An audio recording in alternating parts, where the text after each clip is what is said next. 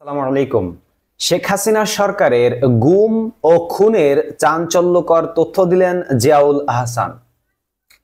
আওয়ামী লীগ সরকারের আমলে নানা ব্যক্তিকে গুম খুনের মাস্টারমাইন্ড হিসেবে দেখা হয় সেনাবাহিনীর চাকরি থেকে অব্যাহতি পাওয়া আলোচিত মেজর জেনারেল জিয়াউল আহসান।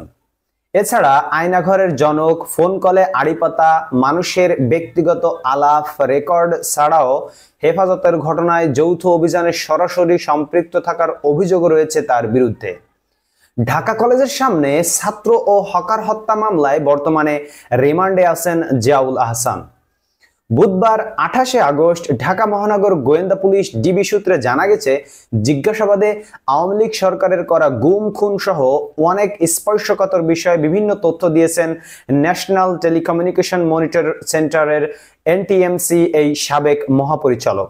জিয়াউল আহসান বলেন, আমি নিজ উদ্যোগে কিছুই করিনি, আমাকে যেভাবে নির্দেশনা দেওয়া হয়েছে আমি সেভাবেই কাজ করেছি।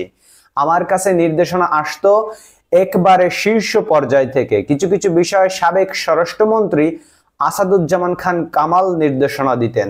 তিনি বলেন, নারায়ণগঞ্জের 7 খুনের সব দোষ আওয়ামী লীগের প্রেসিডিয়াম সদস্য মোফাজ্জল হোসেন চৌধুরী মায়ার মেয়ের জামাই তারেক সাইদের। ওই সময় র্যাব 11 এর কমান্ডিং অফিসার ছিলেন তারেক। মন্ত্রীর মেয়ের জামাই হওয়ার কারণে ওই সময় তার উপর কেউ কথা বলতে পারতেন না। জিয়াউল আহসান বলেন, নারায়ণগঞ্জ থেকে একসঙ্গে 7 জন নিখোঁজ হওয়ার পরপরই তাদের খুঁজে বের করতে আমাকে দায়িত্ব দিয়েছিলেন তৎকালীন র্যাব মহাপরিচালক ডিজি মোখলেসুর রহমান। প্রথম দিকে র্যাব 11 এর কয়েকজন আমার কাছে 7 খুনের বিষয়টি স্বীকার করেন, কিন্তু তারেক সাইদ স্বীকার করেননি।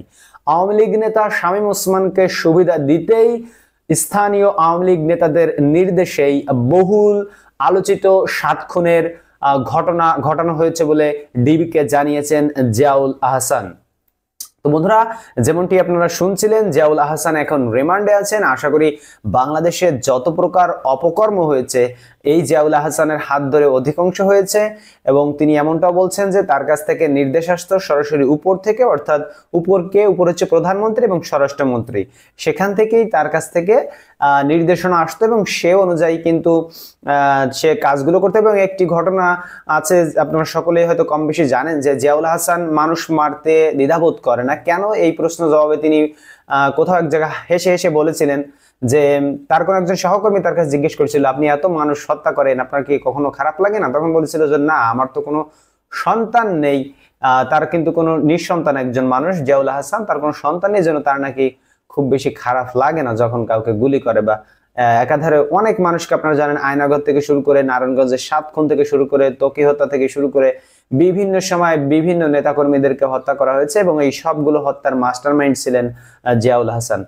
বন্ধুরা, নিয়মিত আপডেট পেতে আমাদের চ্যানেলের সাথেই থাকুন। দেখা হবে পরবর্তী ভিডিওতে। এখন এই পর্যন্তই। আল্লাহ হাফেজ।